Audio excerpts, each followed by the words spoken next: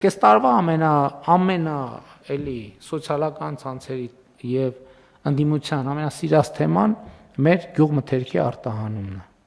Հիմա եկեք նայենք ինչ ունենք մենք գյուղմթերքի արտահանումով։ Մենք ընդհանուր առմամբ այսօրվա դրությամբ ունենք արտահանման 13.8% աճ նախորդ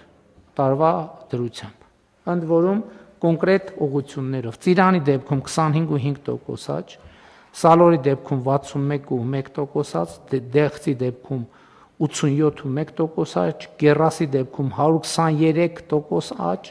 Տանձի դեպքում 245% աճ։ Ես այս թվի վրա ուզում եմ հատուկ ուշադրություն, Տանձի արտահանման թիվը, Լոլիկի դեպքում 12% աճ,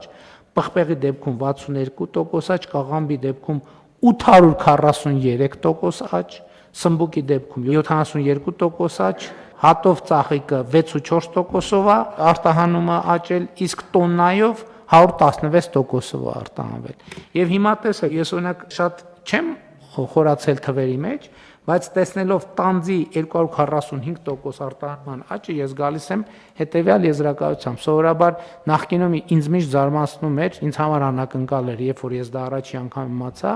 որ ամենաշատ Հայաստան ներկրվող մրգերից է Տանձը, բայց արտահանման այս թիվը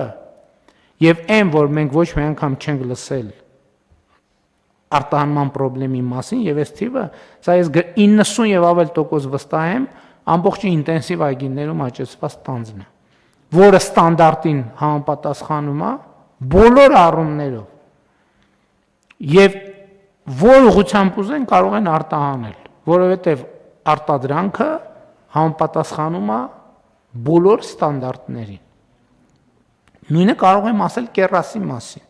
որովհետև մենք մարզային այցերում ես արդեն գիտեմ էլ մոտավորապես որ այգիներից այս ամեն ինչ դուրս գալիս։